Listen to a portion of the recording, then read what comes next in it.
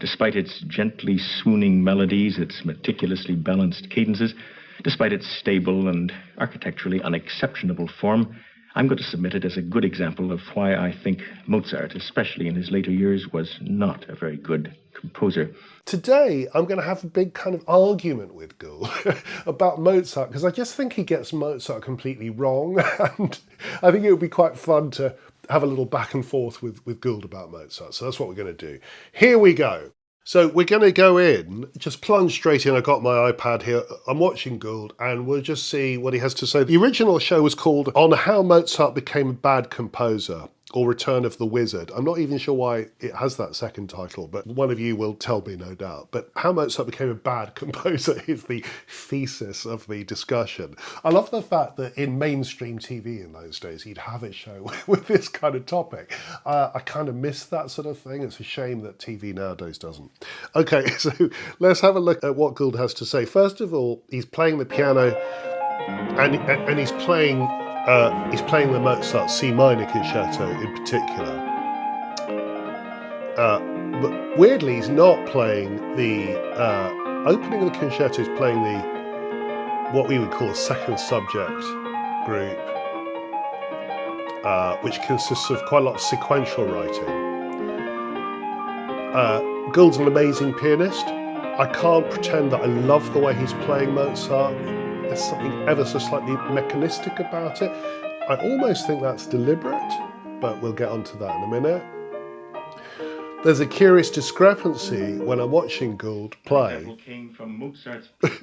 He's actually about to start talking about. There's a curious discrepancy when you're watching Gould play, which is, and this is before we listen to what he has to say, he seems to be enjoying it more. You can tell because he's doing his usual humming and sort of waving his head around and kind of into it, which I think belies the fact that he's going to make a whole argument against the music. And that's just me noticing a kind of musical discrepancy between his own intuitive musical response to it and his sort of cerebral response. He's convinced himself he doesn't like Mozart, so even though when he's playing it, he realises he kind of does like it, even though he sort of does on some other level. He's decided he doesn't. And then he goes in with his argument. That example came from Mozart's piano concerto in C minor, one of the last works he produced in that form, one of only two in a minor key, and perhaps for both those program noteworthy reasons, a work that's had a rather better press than it deserves, I think. Despite its gently swooning melodies, its meticulously balanced cadences, despite its stable and architecturally unexceptionable form, I'm going to submit it as a good example of why I think Mozart, especially in his later years, was not a very good composer. Okay, so there's something to take issue with. I mean, there's a contrivance here. He's played us a curious passage from the C minor concerto in that he's sort of given us a filler section, magnificent filler, which I'm going to try to explain why I think it is magnificent. But what he's neglected to say, he's mentioned these two minor key concertos, but goodness me, they're extraordinary. And he's missed out the fact that the C minor concerto begins with this amazing brooding. You don't even know that you're in C minor. Is it A flat major? Because we go to A flat first, and then we do this. Very characteristic Mozartian rhythm. And then the woodwind comes in. This fantastic augmented sixth. I mean, could you begin a concerto better than that? It's fantastic.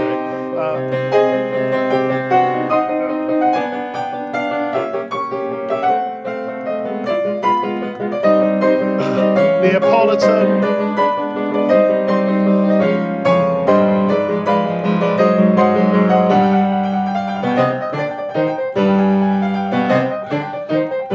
So it's fantastic, but he's neglected to play that bit, which I think is significant. Also because the opening of the concerto gives you the primary material, which everything subsequently is in some sense developing in this beautiful and imaginative way, but he doesn't say any of that. So I think he's already sort of removing the information we kind of need to establish that this is a masterpiece without very much debate. But there we go, that's what he's doing. Okay, let's press on and hear the next thing. Exceptionable form.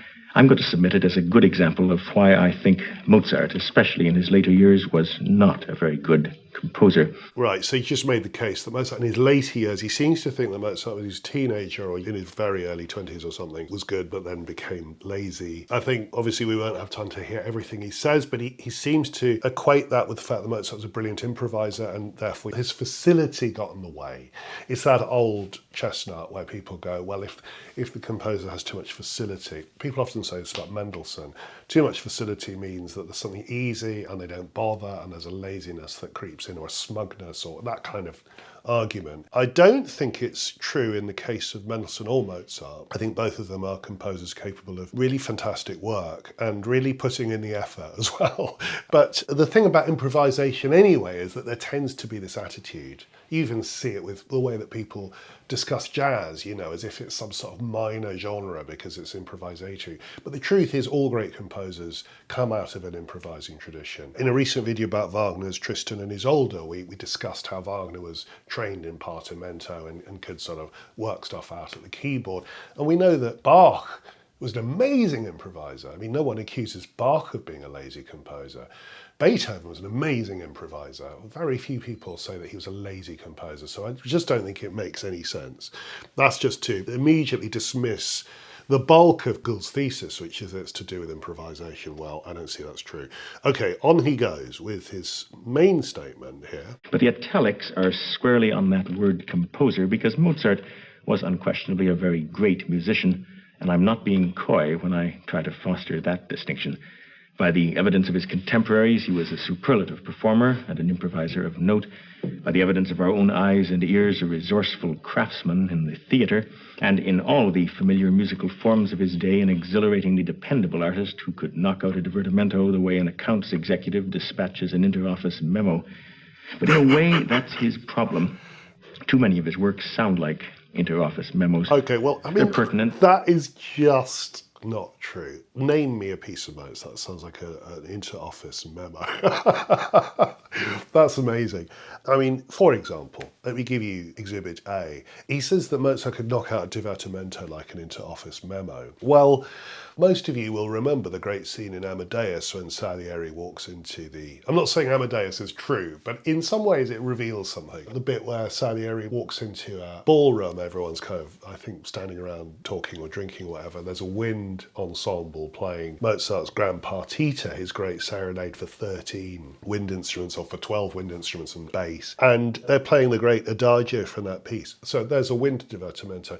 What could be less like an office memo than Salieri says that it's like I think he describes it as a squeeze box or something? Like a rusty squeeze box. The rhythm, this thing, and then the famous oboe. I'm not playing it exactly right because I'm kind of improvising it, but, and then the clarinet comes in. So you get these effortlessly, or they sound effortlessly beautiful crossing over of instrumental parts in this dialogue. Perhaps the essence of Mozart's genius, by the way, is that kind of operatic thing he has as a natural opera composer, where every instrument sounds like a character and they're all talking to each other. So when you listen to his music, you're drawn into this conversation. It's amazingly communicative. And it's odd, isn't it, that some people don't really get Mozart. Gould's one of them, because for them music isn't like that. For him it's much more sort of brainy. With Mozart, I think although Mozart is brainy, I think the way he communicates is much more like speech, like some kind of human interaction. But we'll get into more of that in a minute. I've put the iPad on the floor, so I'm going to pick it up. And in that example, I think Mozart was dictating just such a memo. He held that series of rather undistinctive and virtually indistinguishable E-flat major themes together with listless scale runs and predictable chord changes.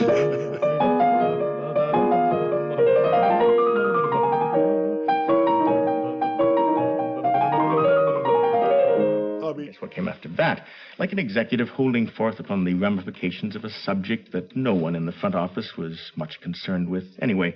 Yeah, well, Harry, as I see it, JB's got this thing about replacing the water cooler. Let's just file it and forget it. Okay, so he's so brilliant because he manages to play Mozart quite badly there so that it sounds boring, and then he says that it's like an inter-office memo where people are just talking boringly to each other. It's sort of a brilliant thing that he's doing, but it's all nonsense. And the reason why it's nonsense, let's have a look at it. So the bit that he's taken exception to, and first of all, I should say the piano initially, after all that wonderful C minor orchestral material that we looked at the start, so it's this wonderful melancholic thing with the right hand playing these, like a soprano really.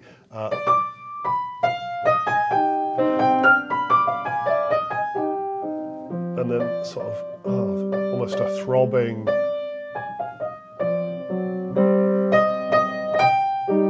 And then the orchestra comes in. So fantastically dynamic interaction between the orchestra and the piano. I think Mozart gets it right, where very few composers get it right, where the relationship between the orchestra and the piano does not have to be this massive sort of Brahmsian conflict. I'm not meaning to have a go at Brahms. Beethoven does it too, where you've got a massive orchestra and the pianist is trying to sort of overpower the orchestra in some way, and they're kind of locked in a dynamic conflict. It doesn't have to be like that, and for Mozart it never is. It's this interactive exchange between them, very often the piano representing in some way an intimate form of expression as opposed to the more kind of grandly rhetorical character of the orchestra. So the passage that he picks out there, which is this.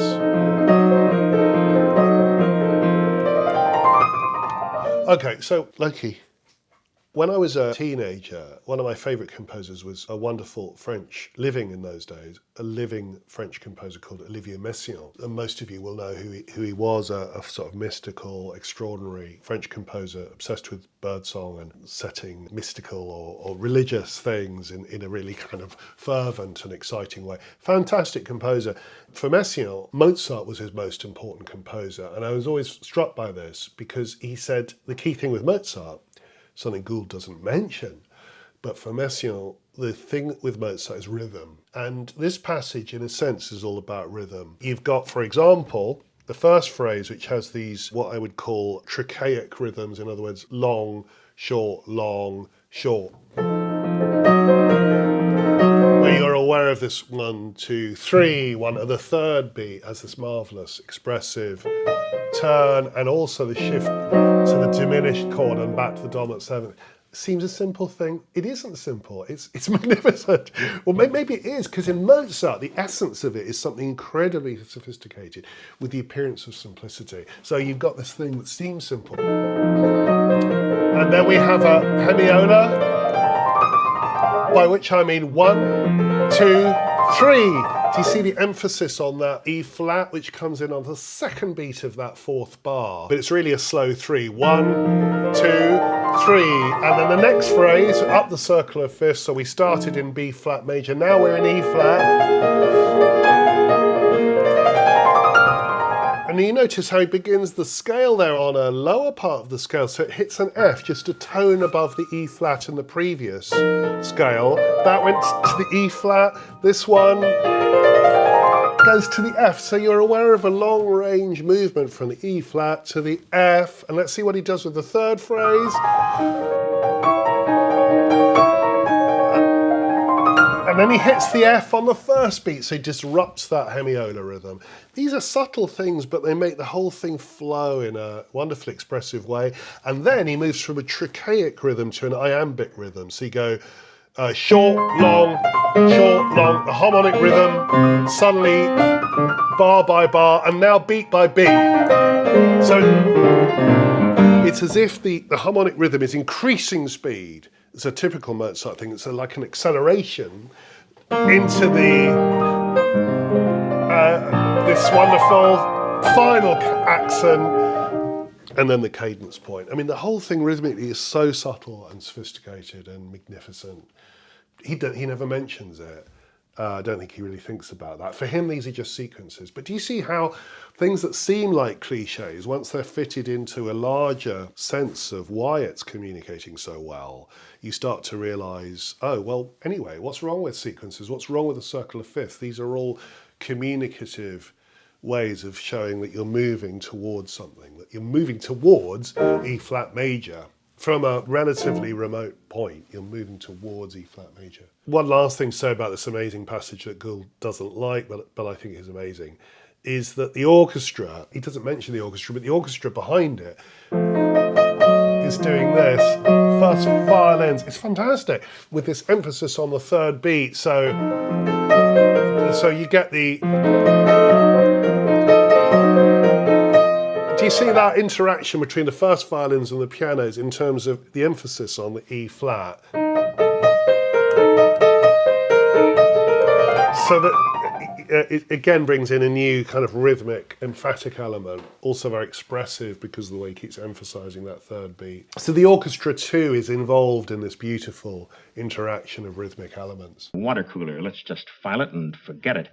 But before we do that, let's hear some more of this famous Mozart concerto. Oh, yeah. This time played by my colleague, the distinguished British pedagogue, Sir Humphrey Price-Davies, who's... Okay, so we got to the point where Gould brings in this other person, who Sir Humphrey Price-Davies, who is in fact himself playing a kind of pompous English person, almost like, you know, like me, sort of this kind of English fool, really, who's holding forth about Mozart as part of the tradition. Again, it's sort of charming because Gould is iconoclastic, so he's really having a crack at Mozart because in a way he's making a very important question, which is, are these so-called great artists great because society tells us so or tradition tells us so, or are they great because they really merit it? And that's a good question to ask. And it should be asked, and ask it of Mozart. See if the answer is yes. I don't think it is the case that Mozart isn't a great composer, but Gould seems to... See, Gould's kind of convinced himself. Has he convinced himself? He's keen for the purposes of the programme to set up this whole debate, which is kind of fun. Right, let's see what Sir Humphrey Price-Davies has to say. Right, so he has himself playing...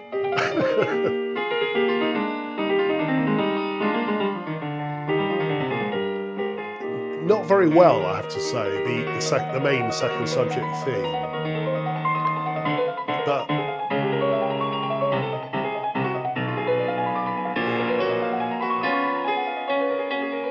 lots of pedal, which Gould doesn't normally employ.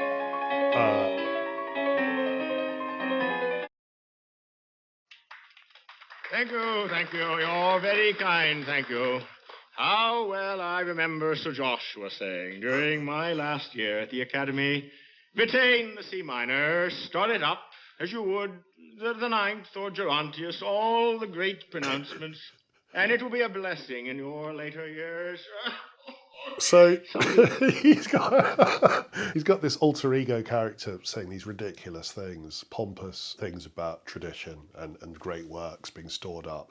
So, you know, we know what Gould is doing here. He's having a crack at that whole classical music thing of extolling the virtues of things without really explaining them. They're simply great works. I think all that is to be questioned and to be interrogated. For some reason, despite all his experience and talent and facility, Mozart was content to set down in that piece, that purported late masterpiece, an appalling collection of clichés. Let's try to find out why. It's very difficult to define that word cliché and not get trapped by it. But I guess one definition would be a phrase or an idea which, through repeated use, has lost its point of view. So yeah, Gould raises this issue about cliché, and he's right, it's an essential word, particularly with an artist like Mozart. But it's also essential when you're looking at, imagine we were doing a discussion about the Beatles, who I do want to look at some point. All sorts of clichés of the musical culture around them are being used, but used in an inspired way. So my point would be, creativity, it doesn't eschew cliché, because music is full of clichés. It has to be. It can't communicate without them. You know, if someone says, write a tune in E flat, you're going to, in the 18th century, you're going to come up with a formula and it's going to have a cadence. You know, that's what tunes they still do have cadences, not quite the same, but a melody has to have a cadence, which is a form of punctuation. So, of course, clichés are there and they're present in everyone's music. It's not just Mozart, it's Bach, it's Haydn, it's Beethoven. Clichés are the material of music. You know, as soon as Beethoven writes the Moonlight Sonata, which we've talked about a lot recently, he's got a second inversion triad. I mean, what could be more cliched to take a second inversion triad and just repeat it as an arpeggiated figure? But actually, the way he does it, the sonority of the instrument and the tempo and the journey that he takes that material on creates a masterpiece. Creates a poem, creates something magical. The character of music is that something magical happens. There might be a kind of dross-like surface that's made up of these things, but an artist of caliber will make something happen that somehow you didn't quite predict, you could never have imagined yourself. That's what Mozart does. So it's all very well Gould saying it's just the material of cliché. Of course it is. And Mozart, of all composers, knows that and makes use of the tropes of the classical style. But he spins gold out of the dross that nobody else can do much with. I mean, Haydn has a good go, and I love Haydn, but I mean, I can't think of any other of Mozart's contemporaries, Salieri or Stamitz or Hummel or Dussek. You know, there are many composers, and they're all capable people, rather like Gould says, all fine craftsmen, all able to do things of interest, for sure. But Mozart does spin some gold out of the aspects of style that nobody else can really get to. Expressive gold, or a kind of thing that takes you, transports you when you listen to it. So he's now going to have a go at the material. 90% of the area after that, for 31 of 35 bars to be exact, Mozart ruthlessly exploited the sequence, his favorite time consumer. Right, he's going to have a proper old go at Mozart's use of sequence, ignoring the fact that one of his favorite composers, Bach, uses sequences a great deal. Doesn't seem to bother Gould that Bach does it. For example, look at this passage from Brandenburg 5.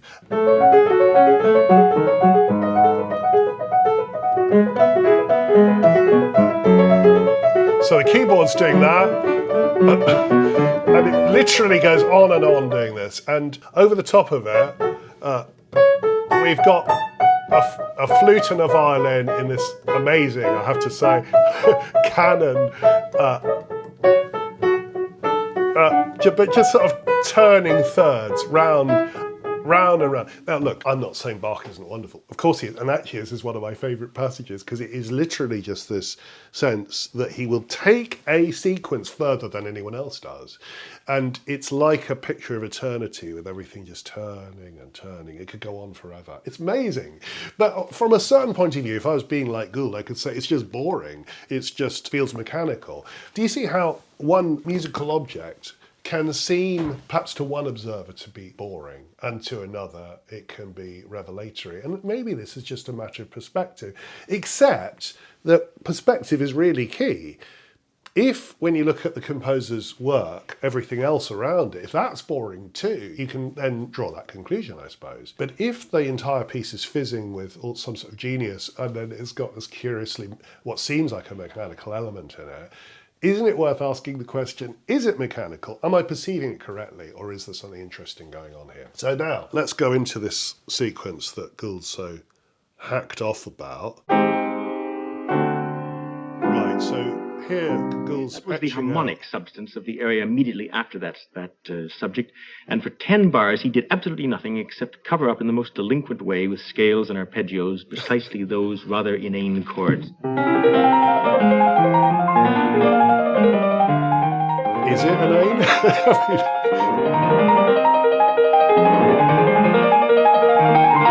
That's all there was to that. And then having done that, I mean, it's so crazy because he can say exactly the same about hundreds of passages, Bach. The passage he's talking about, so the orchestra's doing this. Yeah, we've got, he doesn't mention this lovely interaction, sort of canonic interaction with the bassoon doing this, canonic interaction between flute and clarinet, was it flute and oboe, Reason why I don't know immediately is because Mozart doesn't indicate what the instruments are, flute and oboe. And then over the top of it, it isn't covering over anything. It's adding to this beautiful ensemble of glittering material. Well, it's so beautifully written because you've got these rhythmic elements inside the keyboard figuration that are just fizzing with energy. And they're not repeated. The second one, he could have gone, but he goes, so he's got this fantastic sense of variation. Next bit, I mean, beautiful. You've got the rising scale. Embedded inside it is a kind of canon. Do you see that? A canon in the right hand, but in the form of offbeat things. It's I mean, again, rhythmically, it's the second semiquaver is the first voice, second semiquaver, and then the third semiquaver is the answer. Second semiquaver, third semiquaver. I mean, rhythmically, astonishing. Left hand doing this rising. Okay, it would seem mechanistic, except that this is the very passage where he's also adding these other elements in the woodwind. So it's delicious. It's not padding. I'm not going to go into all the sequential passages that Gould criticises, but I think I've made the case that these aren't mechanistic things. They're not filler. Mozart's creating a beautiful surface of interactive elements with the most refined rhythmic elements within them, most refined rhythmic invention. And that is part of the reason why it has this beautiful sort of sizzling quality, a kind of energy. And that's why Mozart is so important, you know, because he's still relevant to us and he still communicates. It's not that he's a great musician. This is the thing. Gould says it's because he was a great musician, so it's okay. He was a great musician, wasn't a great composer. Who cares if he was a great musician? I mean, loads of great musicians in history who've then sort of passed away and we don't remember them. But that's not what it is with Mozart. It's very much an enduring kind of music to me, something that's as alive and meaningful now in 2024 as it was in the 1780s when he wrote it. And that's a definition of great art, I think. And that's why music matters, because it's literature. It's kind of got an enduring importance. Thank you for listening to the video, and we'll try and do a bit more Mozart just to flesh out some of these points in a future video.